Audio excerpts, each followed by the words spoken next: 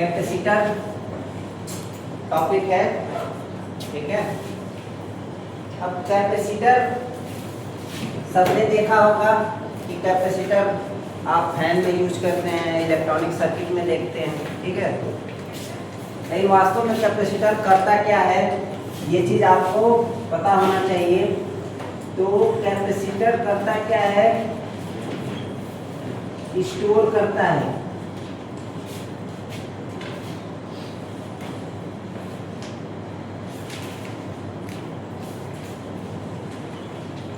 Store energy in electric field.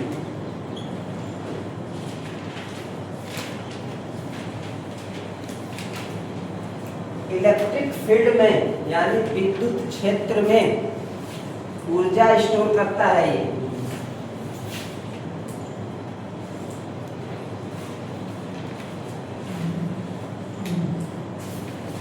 अब जब electric energy store करेगा ये, ठीक है, store energy in electric field, तो स्टोर करने पर, स्टोर हो जाने के बाद क्या हुआ, जब ये स्टोर करेगा तो कहाँ स्टोर करेगा, डाइलेक्ट्रिक मटेरियल, ठीक है। इलेक्ट्रिक फील्ड कहाँ पे पैदा होगी,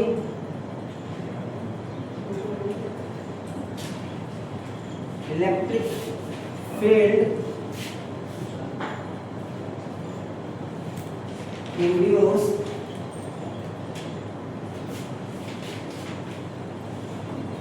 इन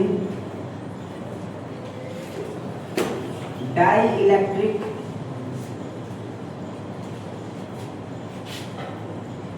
मटेरियल। जो कैपेसिटर के अंदर डाइलेक्ट्रिक मटेरियल होता है उसमें इलेक्ट्रिक फील्ड इंड्यूस होगी।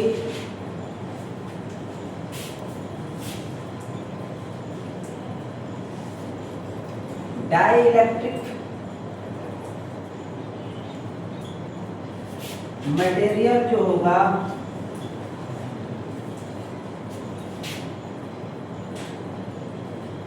प्लेस्ड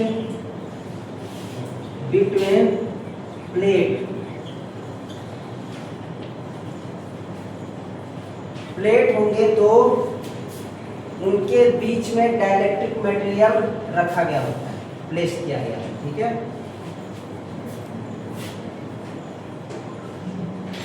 तो अब ये चीज रहेगी। इसके बाद प्रॉपर्टीज की क्या है,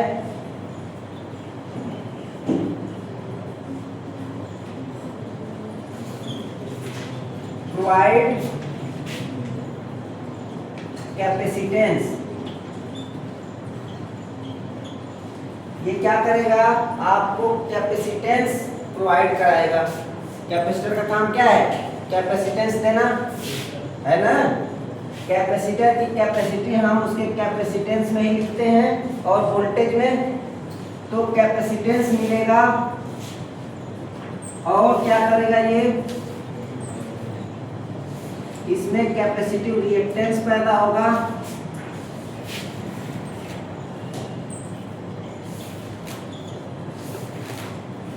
इसको हिंदी में अगर कोई जानना चाहे तो इसको धारिता कहते हैं।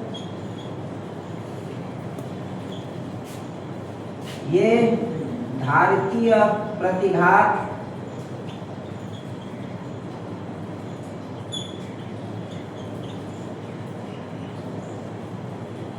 ठीक है। तो यहाँ अब कैपेसिटेंस को हिंदी में धारिता, धारिता का मतलब क्या है, धारण करने वाला, ठीक है, या धरने वाला। क्या धरता है ये, चार्ज, एनर्जी स्टोर कर रहा है।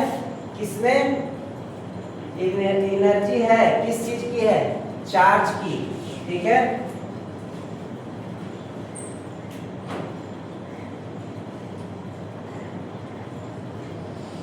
Capacitance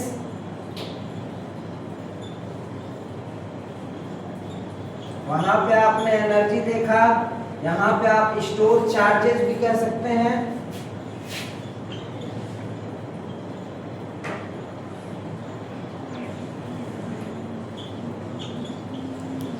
store charges in electric field. तो अगर इसकी कैपेसिटर की कैपेसिटेंस अगर ज्यादा होगी तो उसकी धारण क्षमता ज्यादा होगी, ठीक है। यानी ability to store charges in electric field is called capacitance. काम क्या है इसका? धारण करना। धारिता पहले ही नाम लिखा है इसका। और इसका काम क्या है? धारितीय प्रतिघात। प्रतिघात का मतलब कि रिएक्शन करना, रिएक्ट करना, आघात करना।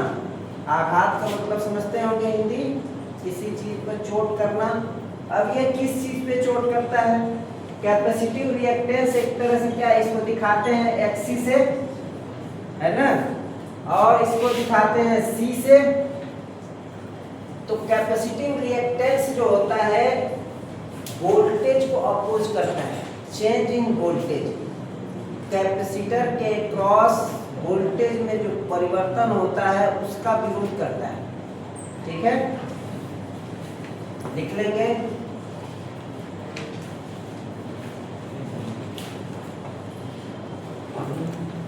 हम यहाँ पर बस एक्सी लिखेंगे। Oppose the change in voltage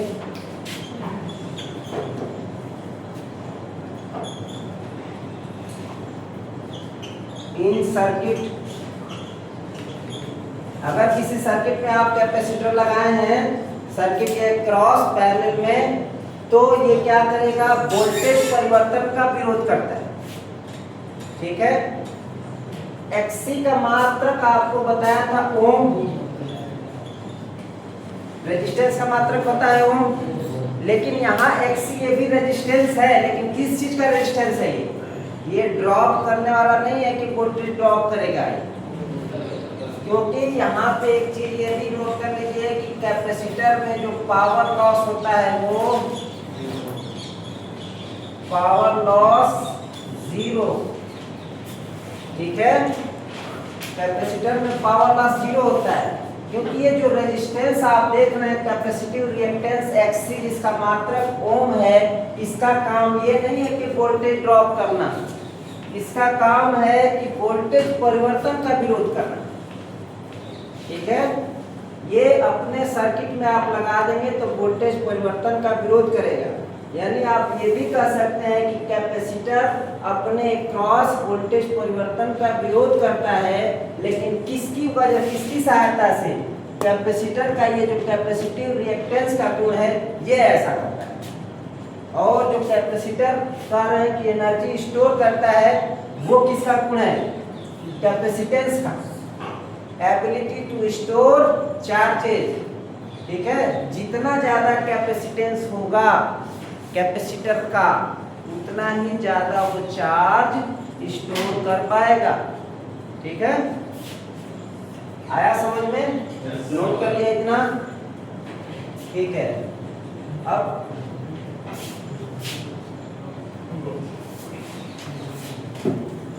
इसका ये एक पैसिव एलिमेंट कंपोनेंट है,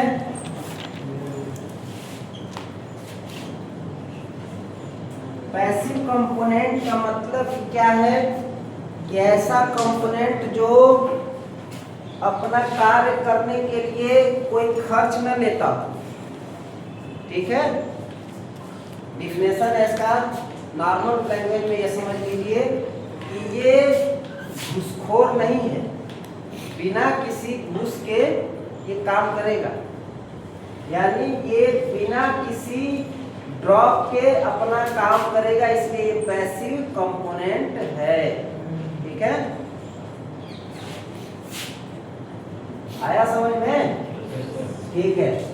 अब पैसिव कंपोनेंट हो गया, पावर इसका लॉस जीरो होगा, कैपेसिटिव रिएक्टेंस का काम है कि वोल्टेज चेंज को रोकता है, और कैपेसिटेंस का काम है कि ability to store electric charges, जितना इसका कैपेसिटेंस होगा उतना ही ज़्यादा चार्ज स्टोर करेगा। ठीक है, अब एक चीज फार्मूले में मैंने बताया था, अगर मान लीजिए कि आपके पास ये चीज फार्मूला तो पहले ही आपको बता दिया था ना, C equal to epsilon A by B। ये B जो है डिस्टेंस है प्लेट के बीच की,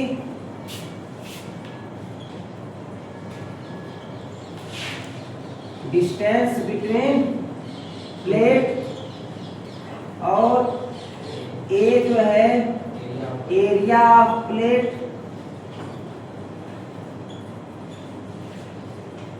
एप्सिलॉन जो है एब्सोल्यूट क्या है,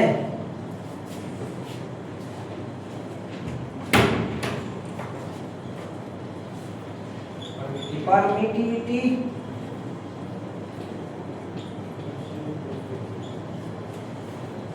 परमिटिविटी को विद्युतशीलता कहते हैं हिंदी में, विद्युतशीलता या पारगम्यता।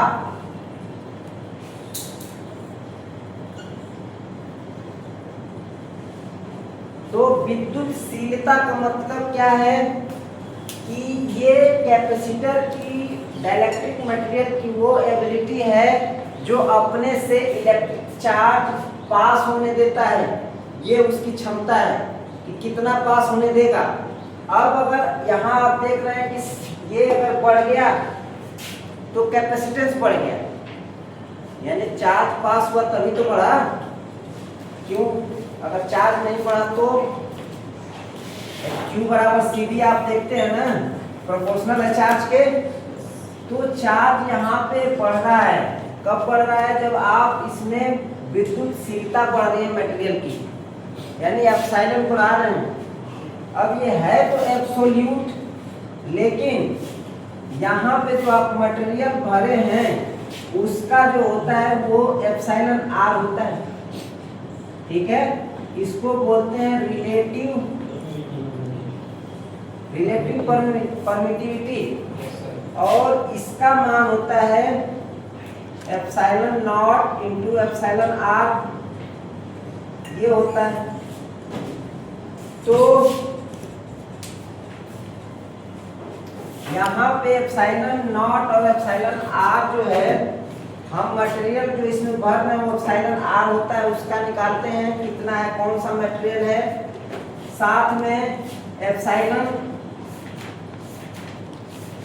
एप्सिलॉन नॉट जो है ये फ्री स्पेस की परमिटिविटी है। ठीक है, ये फ्री स्पेस का हो गया, ये एब्सोल्यूट है। जब आप इसका और इसका मल्टीप्लाई करके निकालेंगे तब एप्सिलॉन की वैल्यू निकलेगी। एप्सिलॉन क्या है? एब्सोल्यूट यानी टोटल।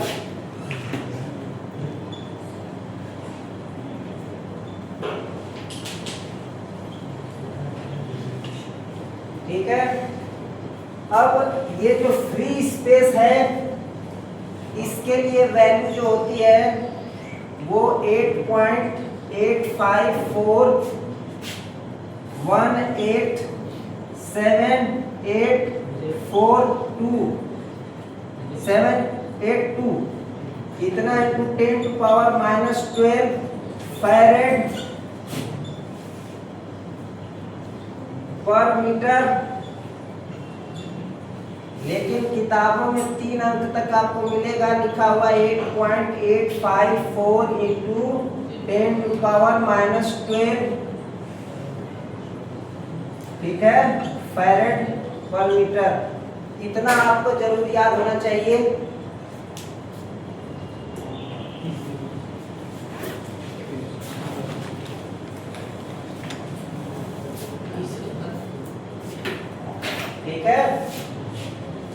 अब इसमें आप जब रिलेटिव परमिटिविटी का मल्टीप्लाई करेंगे तो आपको वैल्यू मिलेगी एप्सिलॉन की, ठीक है, एब्सोल्यूट परमिटिविटी की। अब ये जो रिलेटिव परमिटिविटी है एप्सिलॉन आर, ये मटेरियल का होता है।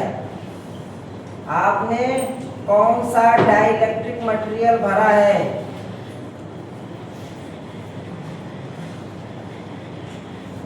ठीक है, लिख लीजिए। डाइलेक्ट्रिक मटेरियल का रिलेटिव परमिटिविटी होती है परमिटिविटी। अब इसमें अगर हमने एयर भर दिया, ठीक है, अगर एयर हमने भरा, एयर है अगर, उस केस में एप्सिलॉन आर की वैल्यू जो होगी 1.003 होगी, यूनिट लेस होता है। ये भी लिख लीजिए, ये एप्सिलॉन आर जो है ये यूनिट लेस है, यानी इसकी कोई यूनिट नहीं है, फ्री स्पेस है। इसका आपका देखना है कि यूनिट हमने लिखा, इसका यूनिट है, यानी ओवरऑल इसकी यूनिट भी है क्या, फैरेड पर मीटर, ठीक है। पर रिलेटिव जो है परमिटिविटी उसका यूनिट नहीं होता है। अगर हमने एयर यूज किया तो इतना है, अगर आप माइका यूज करते हैं तो इसमें 100 किलो वोल्ट प्रति एमएम तक होता है। ये बीएल त्रेजा की किताब में है, और कोई किताब जो होगी उसमें कम ही दिया हुआ है, 20-25 तक दिया है किलो वोल्ट प्रति एमएम तक, ठीक है। बीएल त्रेजा में इतना तक लिखा हुआ है, तो आप लोग इसका एग्जैक्ट हम नहीं कह सकते कि यही होगा। पेपर में आपको 20-25 भी दे सकता है, तो आप अपने हिसाब से कर लेंगे, ठीक है। इस तरह से मैं 2 एग्जांपल इसमें दिया कि अलग अलग होता है, ग्लास का अलग होगा, पेपर का अलग होगा, ठीक है। पेपर का शायद 5 से 7 ऐसे ही कुछ होता है, कम ही होता है, ठीक है। तो ये चीजें हैं, ठीक है, एग्जाम्पल के तौर पर कि इनका अलग अलग ये होगा। आपका रिलेटिव परमिटिविटी, डाइलेक्ट्रिक कांस्टेंट भी इसको बोलते हैं, ठीक है। क्लियर? ठीक है, नोट कर लिया इतना? जी सर, वो डाइलेक्ट्रिक स्ट्रेस लिखते हैं क्या बच्चे? कहां? के पेपर आए डाइलेक्ट्रिक स्ट्रेस डाइलेक्ट्रिक ये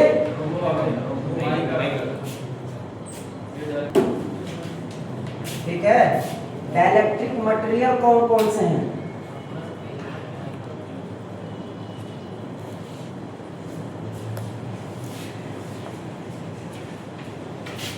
डाइलेक्ट्रिक मटेरियल में एयर, माइका, ग्लास,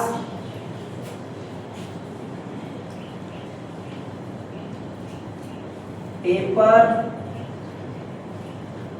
सिरेमिक, ये सब आते हैं। और इन्हीं मटेरियल के आधार पर कैपेसिटर का टाइप भी होता है, ठीक है। अगला जो है हमने जैसे टाइप यहीं पे मैं बता देता हूँ। टाइप की बात करें तो एयर कैपेसिटर, ठीक है, माइका कैपेसिटर, नाम इसके आगे जोड़ लीजिए ऐसे ही। फिर पेपर कैपेसिटर, ग्लास का भी आता है, ये मैंने देखा हुआ बता रहा हूँ। सिरेमिक कैपेसिटर,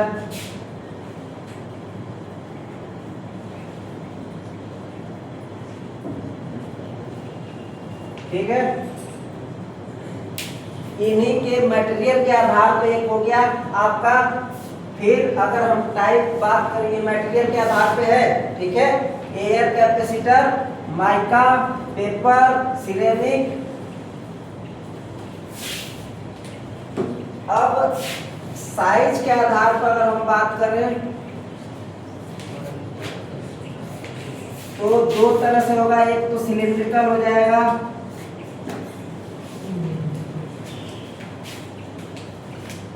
दूसरा नॉन सिलिंड्रिकल होंगे।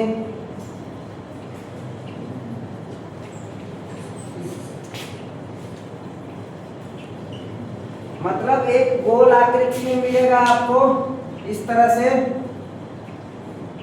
जैसे आप फैन का यूज करते हैं ना, फैन का परमानेंट कैपेसिटर आप कहते हैं, ये आपका सर्किल मिलेगा गोल सा सेल की तरह। और नॉन सिलिंड्रिकल में जो आते हैं आपको देखते होंगे ऐसे छोटा सा रहता है, ऐसे टर्मिनल निकले हैं, फिर आपका एक ऐसे रहता है ताबीज की तरह निकला रहता है, ये पूरा है ना, ऐसे आते हैं शेप में कई सारे, एक ऐसे रेक्टेंगुलर शेप में रहता है, ठीक है, ये जो रहता है इसका ऐसे शेप में रहता है, तो इस तरह से आते हैं कई सारे, ठीक है। तो वो नॉन सिलिंड्रिकल हो गए, एक जो है सिलिंड्रिकल हो गया। और पोलैरिटी के आधार पर अगर हम बात करें तो दो तरह का हो गया,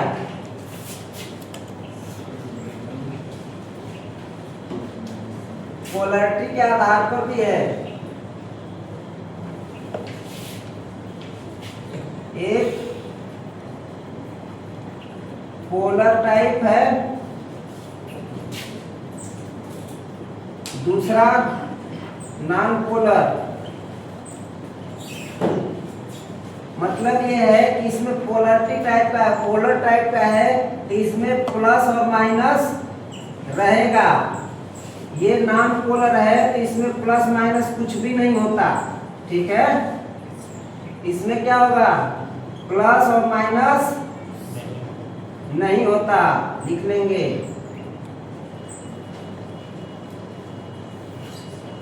मतलब इन कैपेसिटर में कोई प्लस माइनस नहीं है, आप इसे सर्किट में आसानी से किसी भी टर्मिनल को किधर भी जोड़ सकते हैं।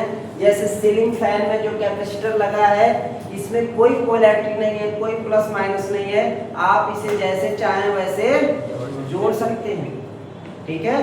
दोनों टर्मिनल है, उसमें दो टर्मिनल है, आप किसी को भी किधर भी जोड़ सकते हैं, कोई दिक्कत नहीं कि नहीं इसमें लगा था अब इसको इसमें नहीं कर सकते।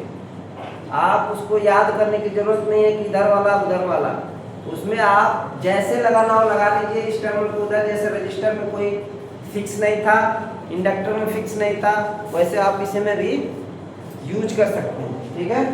कोई टर्मिनल का पार्टीशन नहीं है।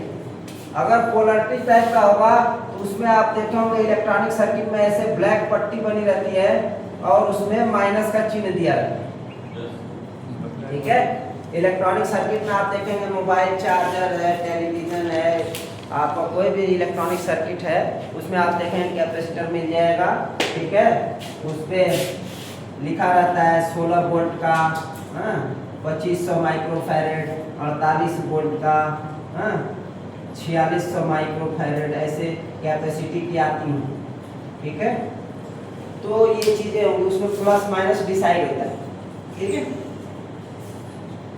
अब ये जो पोलैरिटी टाइप के हैं इसमें प्लस माइनस है, और जो नॉन पोलर टाइप का है उसमें प्लस माइनस नहीं है, लेकिन जब आप उसे जोड़ते हैं तो उसमें भी एनोड और कैथोड बनता है, प्लस और माइनस बनेगा।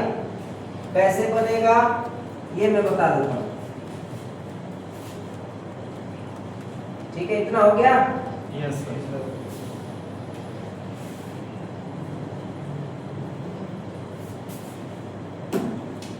अब वर्किंग जो आप सीलिंग फैन में यूज कर रहे हैं उसकी बात कर रहा हूँ, नॉन पोलर टाइप का।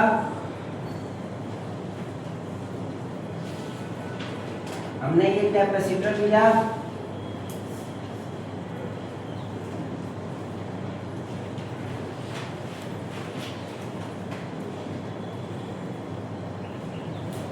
इसमें दो प्लेटें हैं इसकी,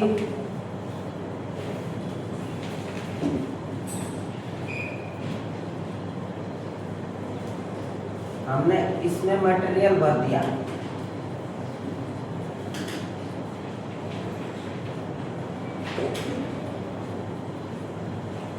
अब मटेरियल भरने के बाद हमने इस पे सप्लाई दे दी,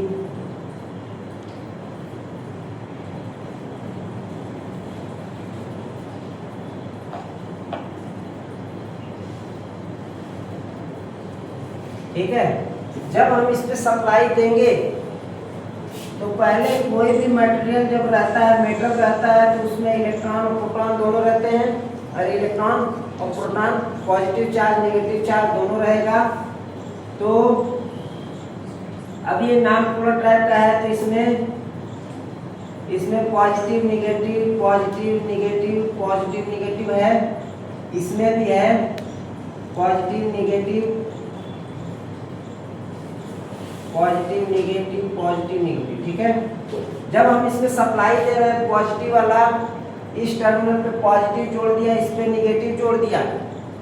ठीक है, अब इसमें क्या होगी, पॉजिटिव से धारा चलेगी, इसके अंदर आएगी, ऐसे होकर के इसी डाइलेक्ट्रिक मटेरियल से बहेगी और इधर आकर के निकल जाएगी। ठीक है, धारा जब इधर से इधर को जाएगी तो इलेक्ट्रॉन किधर जाएगा,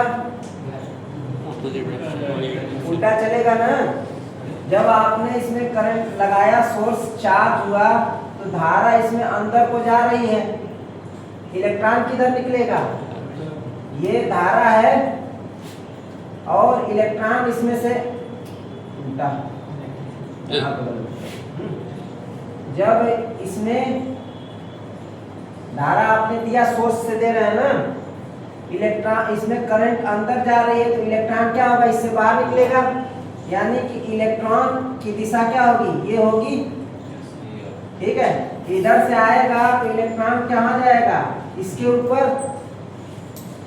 अगर इसके अंदर ऐसे जा रहा है तो इलेक्ट्रॉन किधर ट्रांसफर होगा, अगर ये जा रहा है अंदर, ठीक है, तो इलेक्ट्रॉन तो इधर ही ट्रांसफर होगा ना ये।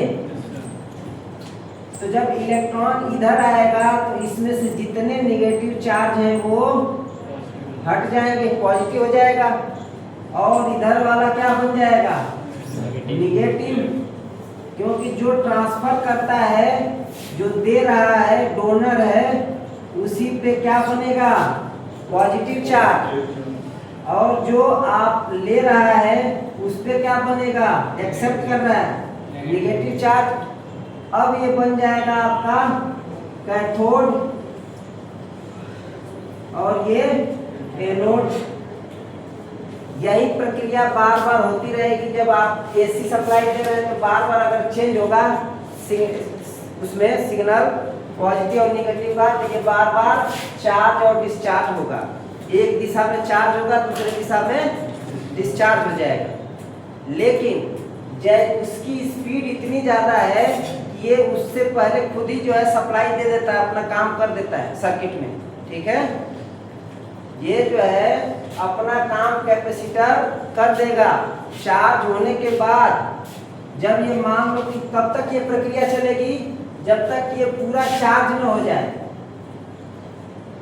जब ये पूरा चार्ज हो जाएगा कैपेसिटर, उस वक्त ये ऐसा हो जाएगा,